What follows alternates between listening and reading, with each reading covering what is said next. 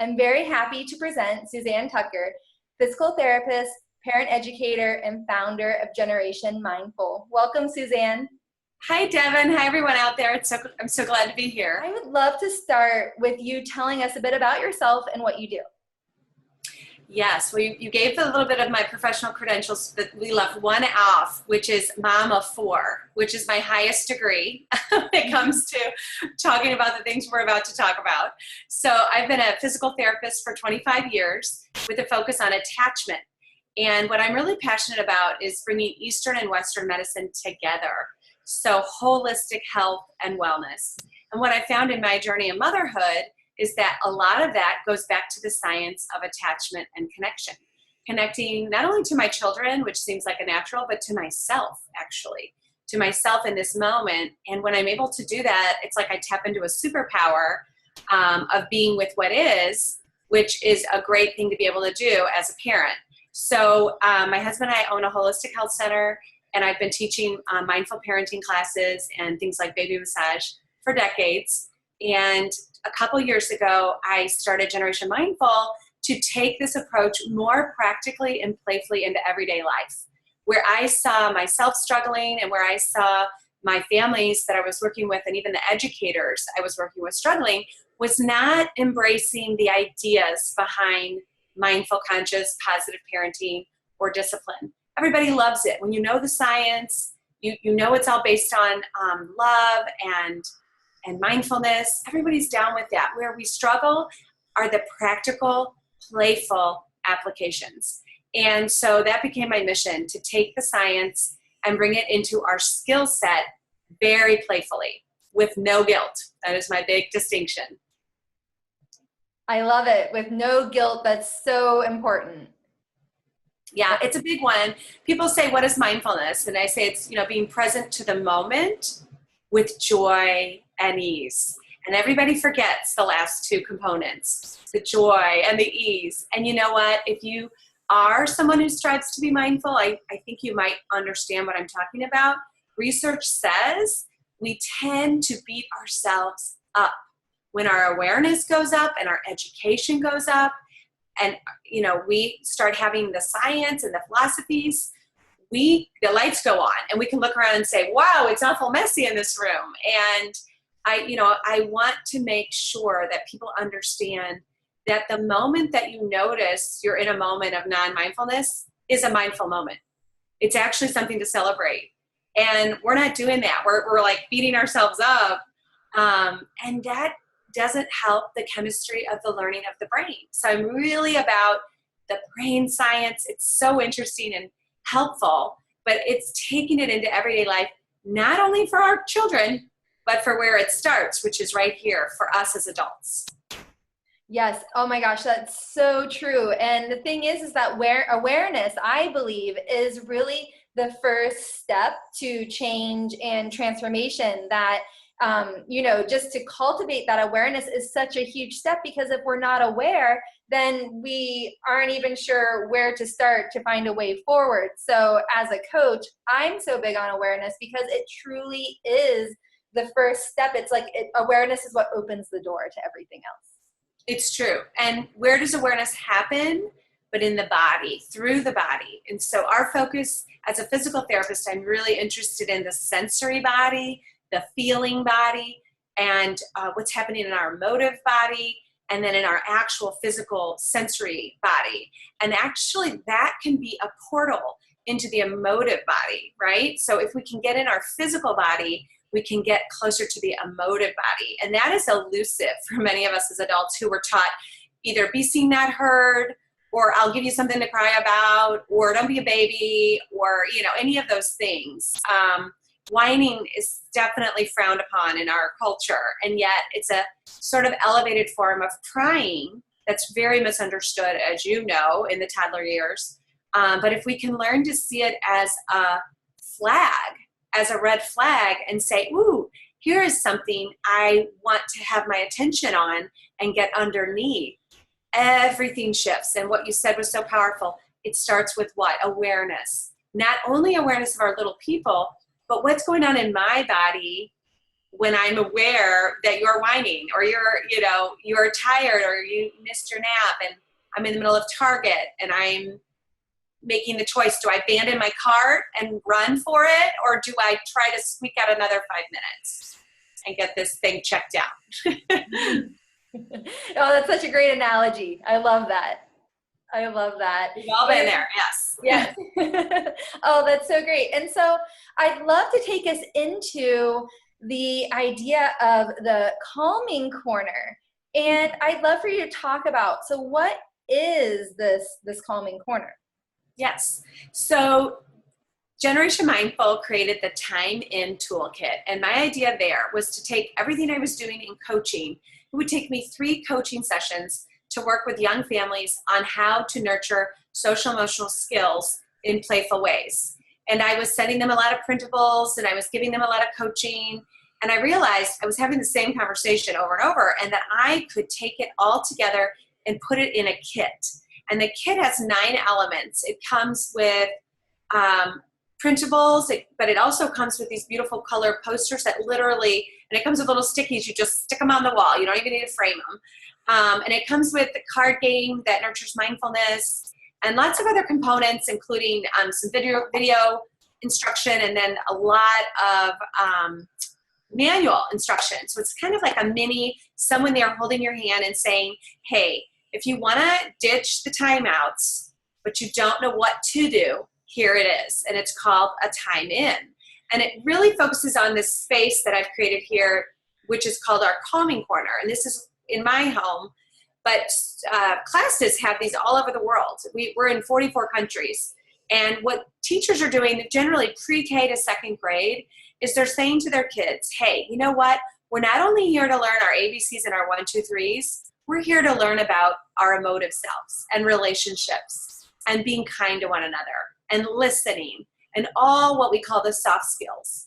And when they commit to putting a calming space in their room, they commit to, instead of punishing and saying, get out of the room, go to the principal's office, you're dysregulated, you've just pushed somebody's book off their desk, they're committed to what's called restorative justice or restorative discipline. And they're committed to saying, hey, there's a breakdown, and talking through breakdowns, which does what? It teaches children relationship skills.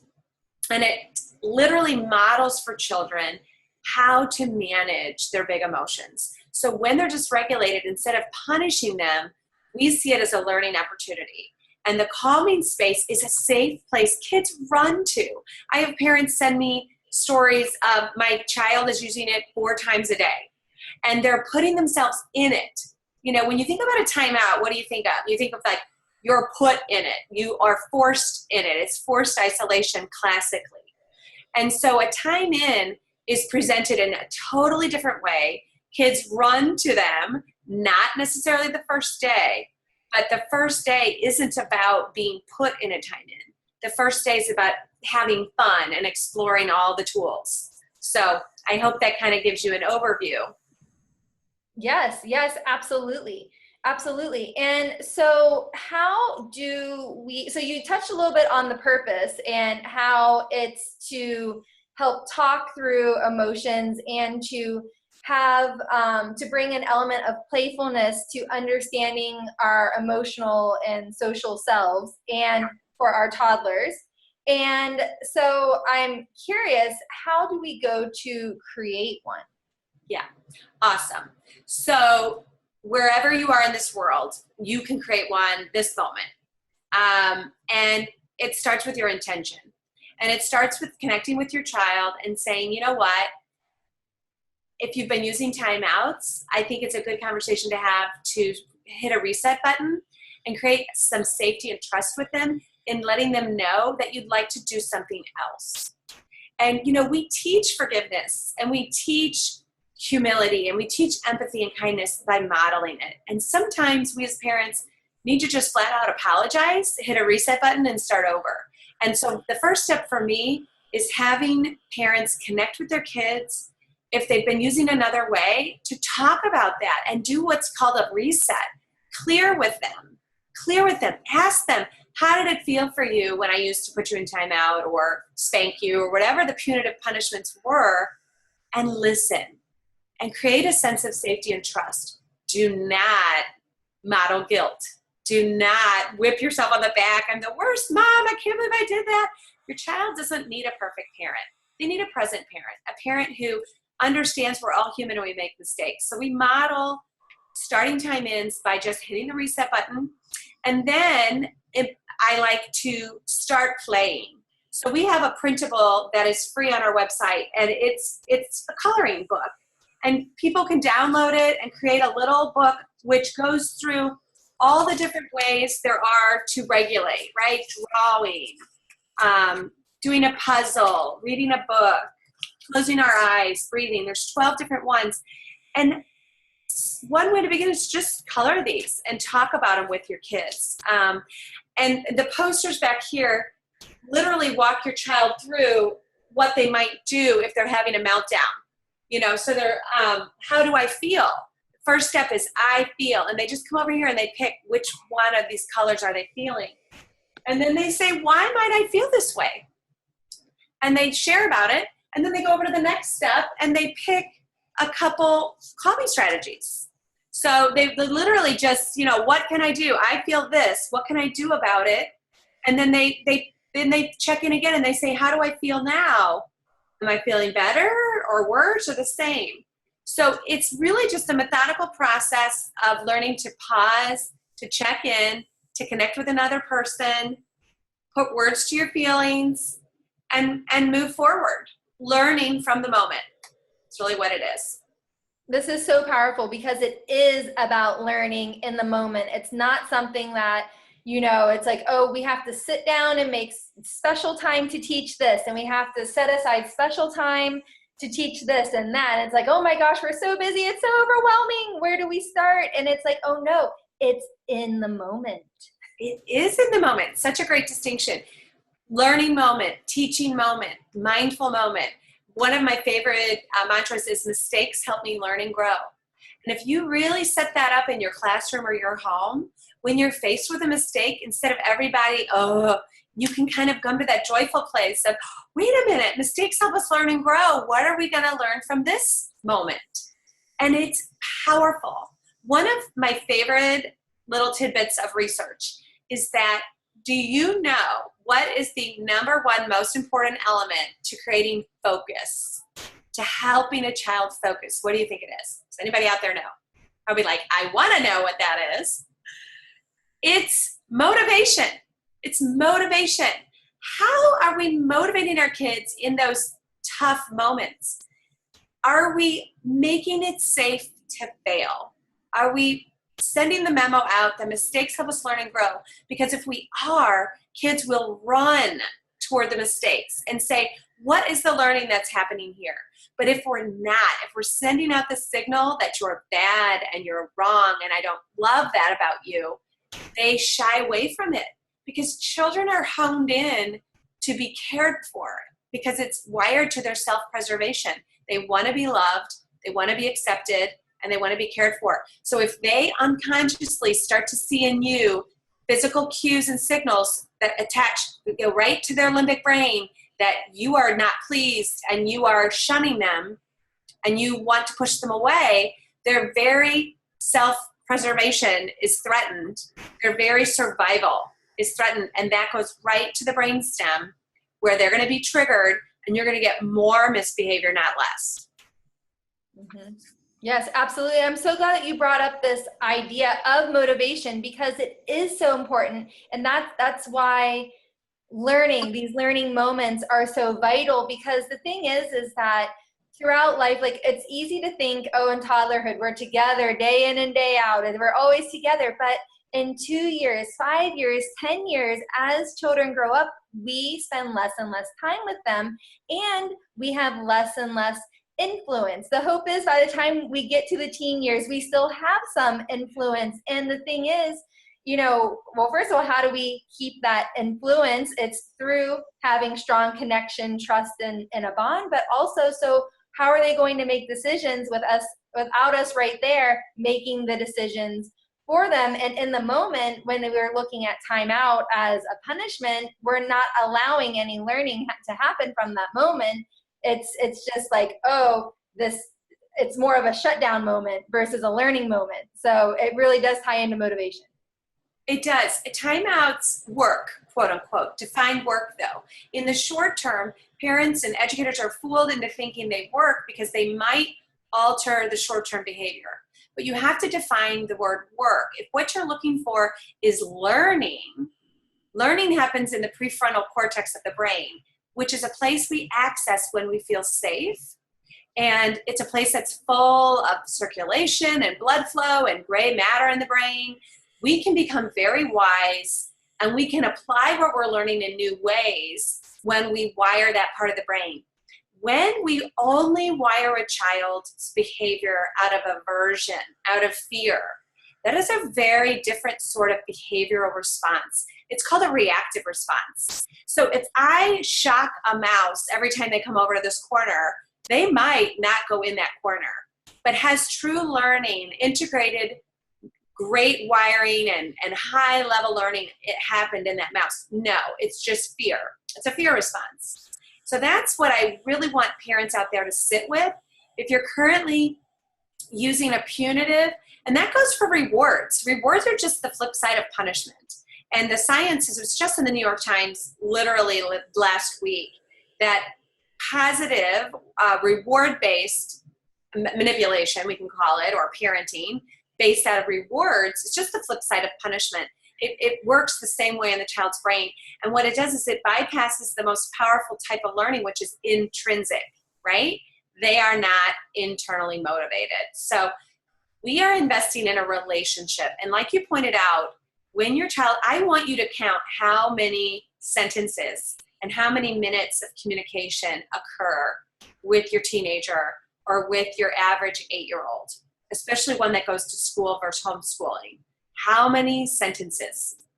You will be shocked when you get an average on that, and when you realize that this time, this toddler time, where we are overwhelmed, right? Where we are overwhelmed as well, is really our point of power to not only learn to regulate ourselves and to practice regulation and mindfulness, but to then depart those skills onto our child.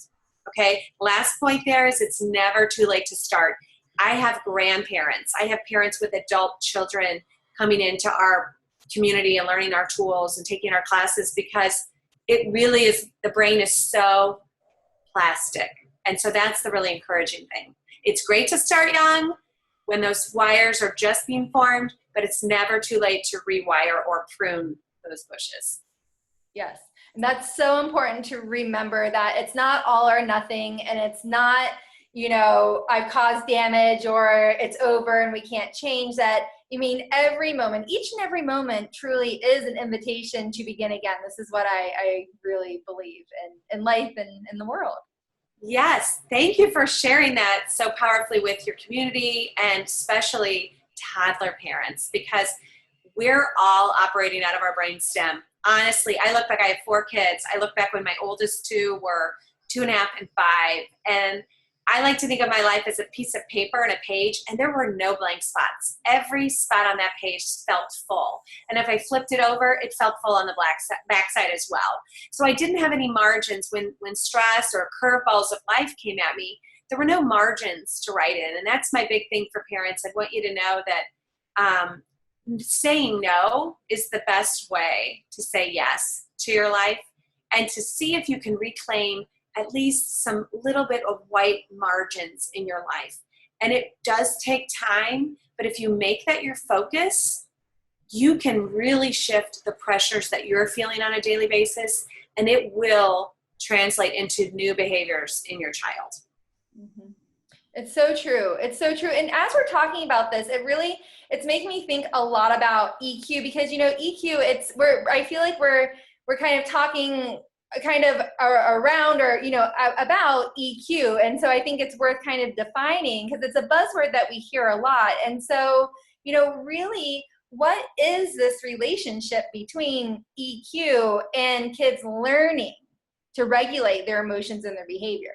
Sure. Well, that's a great question. Literally, nurturing emotional intelligence in 3 words is what we do at Generation Mindful. So I can bottom line this down to 2 words for you. Okay.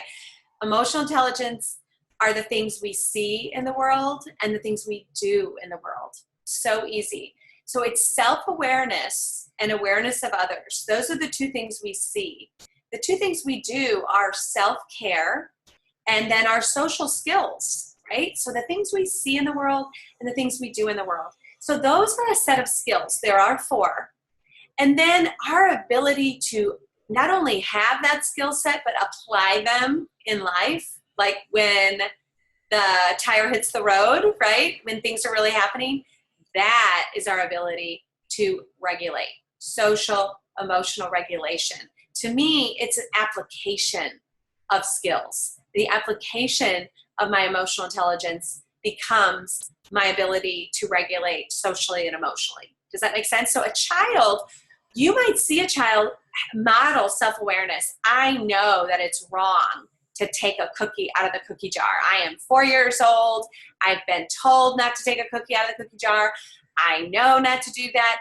But when nobody's in the room or I think nobody's watching, I do not have the ability to regulate the impulse control it takes to not take a cookie out of the cookie jar.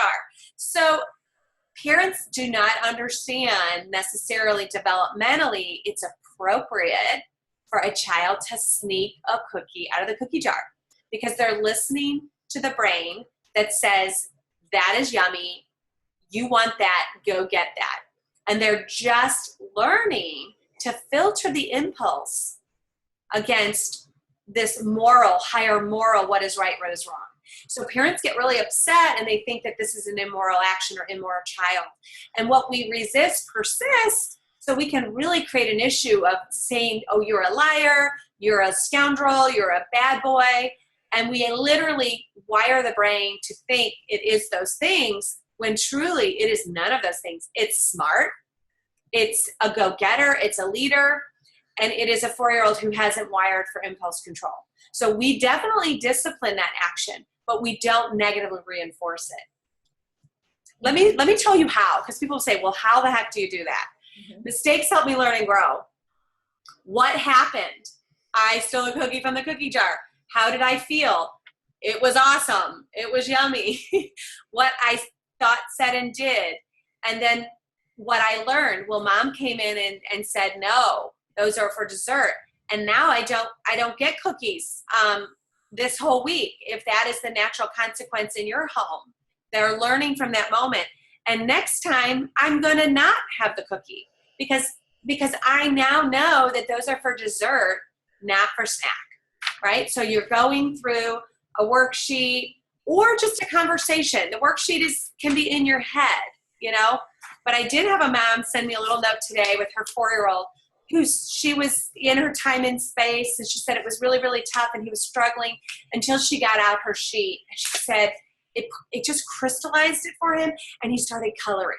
So just know your child, know how they learn, and pull in all the tools. And I want you to understand that the emotional intelligence can then become a skill set that they can lean into during those hard moments. And then it will help them regulate not only at home, but at school with friends. When someone says, hey, let's smoke pot, let's go get some alcohol, let's go drive a car under the influence.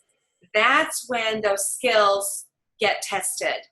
And that's where it really matters. Mm-hmm, mm-hmm. Well, I thank you so much for drawing the link between the skills and managing and regulating behavior. And I'm also really glad that you brought up impulsive behavior, because toddlers are, especially young children, preschool, they're very impulsive. It's just where their brain development is at. And so understanding where your child's at developmentally is very helpful and a very big point. Understanding that toddlers are inherently impulsive is a very important point to keep in mind.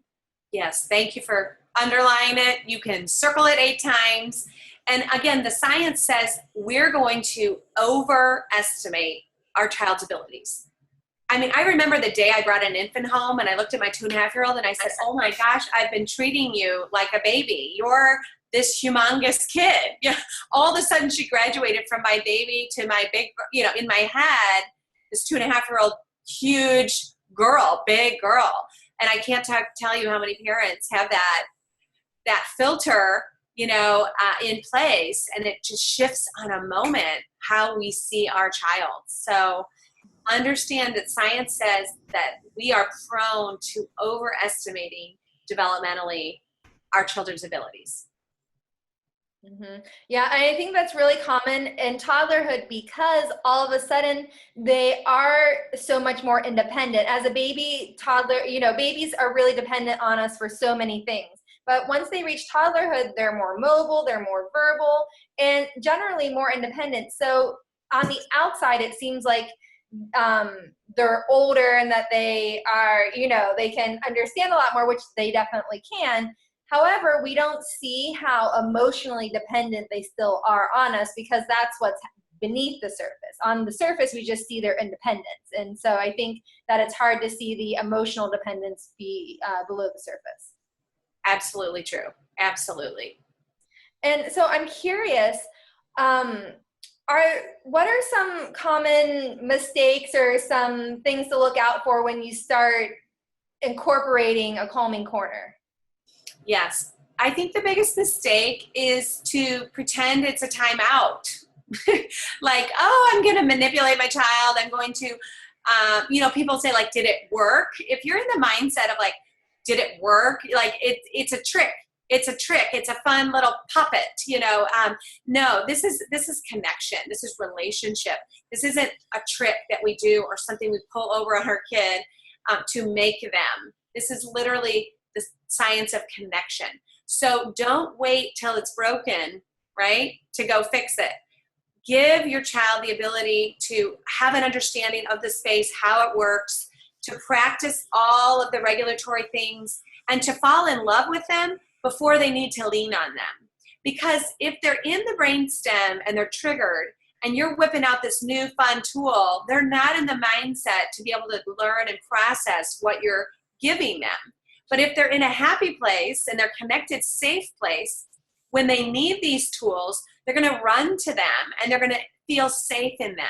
That would be my biggest mistake, is that people don't first shift their own mindset away from timeout and punitive to connection and time in. So it's not controlling our children, okay? It's connecting. So when we're looking at these challenges and this mistake, it's really a lot comes down to mindset and how we shift in our mind the purpose of the calming corner. And I think an important point that you're making, that it's not just for the challenging moments. It can be for any moment and all moment, because really what it is, it's a place of connection, a place of learning, and a place to build a relationship. It is exactly. It's a skill set, and it's built around relationship. And that's where attachment theory and attachment science is so important. And do you know, eye contact is literally the number one thing related to self-esteem in children. And it starts they're very, very young. And then the amount that we speak to our children, the words that we use, the number of words we use, relates to their emotional intelligence and their intellectual quotient, their IQ and their EQ. How many words are we using? Are we talking to our children? Are we looking at our children? The science of relationship is so basic, but it doesn't make it easy. Just because something is simple doesn't make it easy. And so my job is to take the science and make it so much fun and so practical that it's something that we are wired to do every day, so that it can become a habit. And we know a lot about what does it take for something to become a habit. You need to do it over 45 days. There's some research out there saying more like in the 60s and 70s for something to be wired in, but certainly more than daily for a month. Okay, so if you're going to eat differently or drink water, 32 or 64 ounces a day, it's going to take you some training wheels set in place to make you do that new thing. And if you have good training wheels in place, accountability, after a month or two, you're going to be like, this is not even hard for me to drink water. Why did I think it was hard to drink water? So we're doing at Generation Mindful is we're making connection a habit. And we are your training wheels. And it is fun. It is not expensive. And you will run to it just like your child. And in a couple months, you'll be like, dang, I'm taking my calming corner on the road. You know, I've got this little guy in my head, you know, and we're at the restaurant and things are heading south. I'm going here and I'm not even in my space. That is my dream.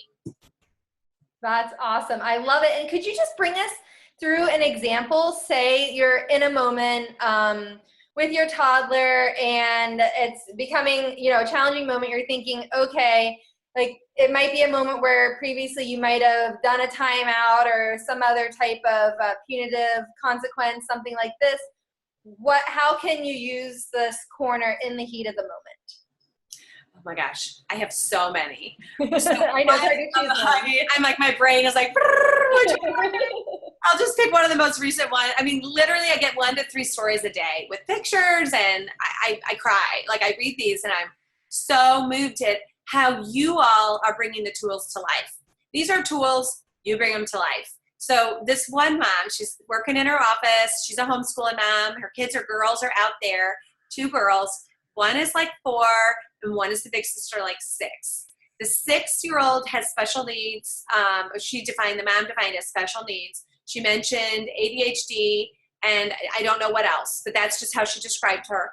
And she said that the little sister came in just bawling, crying, just a handful. And she, you know, wanted to react.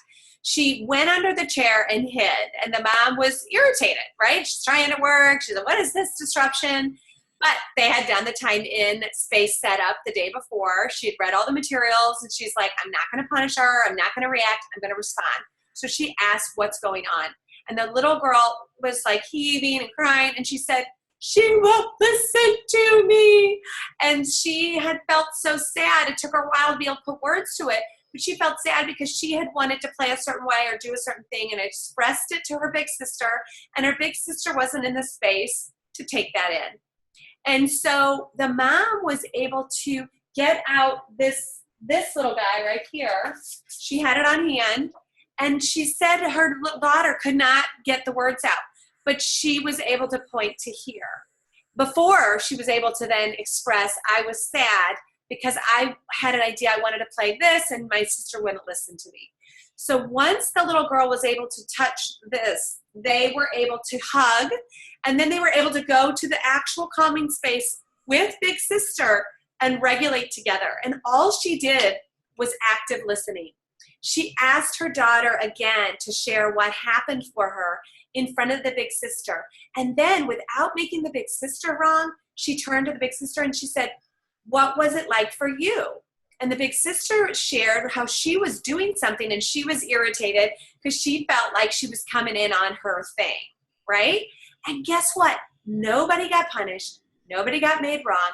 And all 3 human beings in the space got a chance to wire the prefrontal cortex instead of going to anger and irritation or sadness, right? These 2, which are negative states in the brain, they got wired for connection and they moved into their calm and they eventually moved into their connected happy place through relationship. That would be one example. I love it. It's a great example. I just wanted us to have like, you know, how does this look in the moment? And that's Thank you. It was a long example. I could probably give you a lot of short ones. One is a kid came to the dinner table, couldn't bring her stuffed animal, and her mom and dad are like, no toys at the table. And she started crying and she goes, I need to go calm myself. I need to go take a time in. She was 3. The mom was like, what? She came back 5 minutes later and was fine.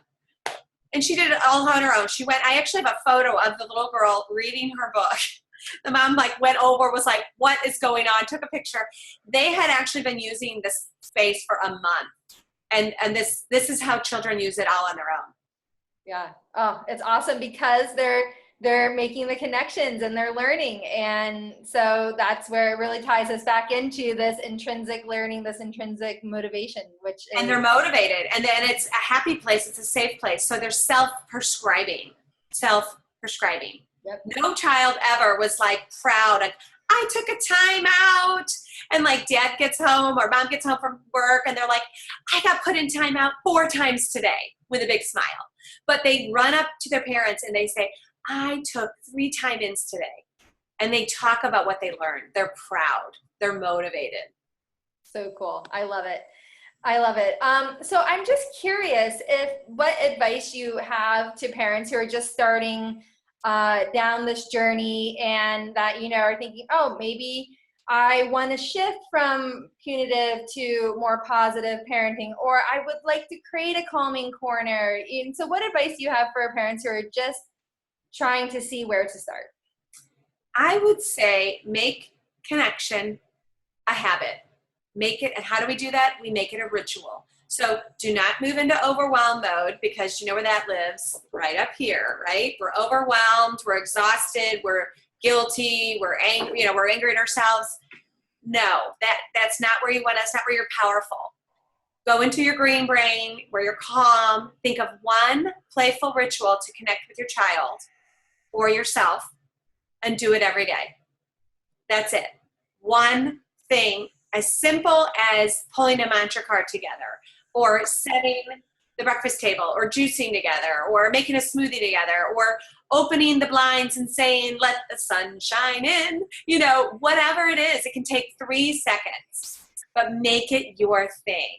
And it will bring joy. It will bring connection, and it'll make your brain want to do it again. And that's all it takes. Oh, that is so powerful. I love it. It's just those tiny, tiny steps, those building blocks that take us where we want to go. They do. Exactly. So I know our time's coming to a close, and you have a gift that you'd like to offer our audience. Could you tell us more about that? Yes, we have something really cool called Feelings Bingo. You get these little markers, and it's a printable, and it comes with instructions. And it'll come with a number of printed feeling cards, which it just looks like a bingo sheet. This one's printed in black and white. I recommend printing them in color and laminating them. And it will teach your as young as 3-year-old how to recognize and name 6 basic emotions, right? So what does a happy face look like? And when did they last feel happy? What does a sad face look like? And when did they last feel sad? It opens up all these great conversations, and it's all done in the context of just playing bingo, right? So I hope they enjoy that. Absolutely. I love it. That's great. It really, it's a great place to start. It's an awesome, wonderful place to start with really learning the emotions. Absolutely. And I'd love to give you all a coupon if you're interested in trying out the Time In space. It's called the Time In Toolkit. We'd love to have you join our community, Generation Mindful, and bringing these tools to life. So we'll make sure to give you a nice $5 off coupon to make that a little bit easier for you. And it will include free shipping in the US. So. Oh, that's so generous. Thank you so much. And also I wanted to ask you, I see all these really fun animals beside you.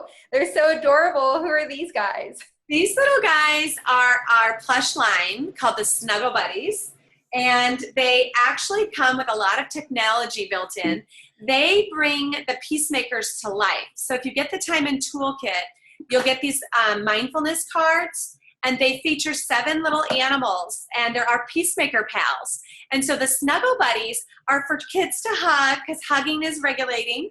And then inside of them are the 4 mood groups represented by these 4 what we call mood emojis. There's our calm is our green, our red BAM symbol is our angry, scared, our blue teardrop is our sad, and then our yellow happy face is our happy feeling.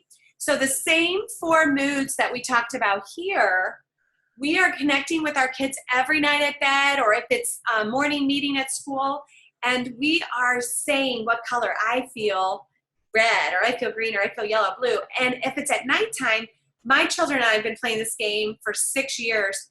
We hold we say the word like sad, and then we share a story from our day when we felt that feeling. So these Snuggle Buddies are in the world now, and launched via Kickstarter in September, and they're available at Generation Mindful. So we'd love to have you, either 1 is all you need, or you can collect all 7. Oh, they're so adorable. I love them. And I love that they have, a purpose beyond just being huggable and cute. That I love that there's a message and a learning moment built into them.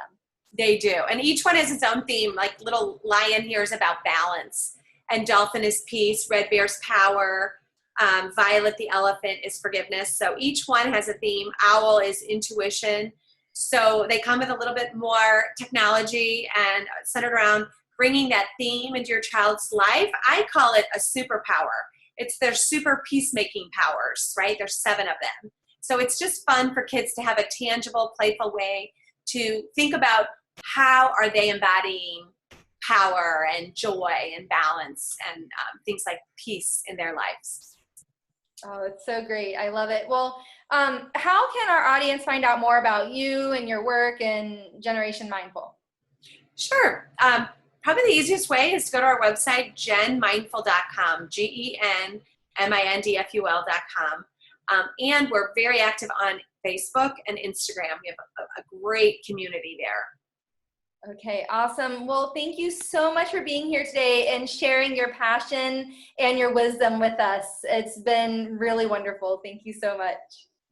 Thank you, Devin. Thanks so much. Bye, everybody.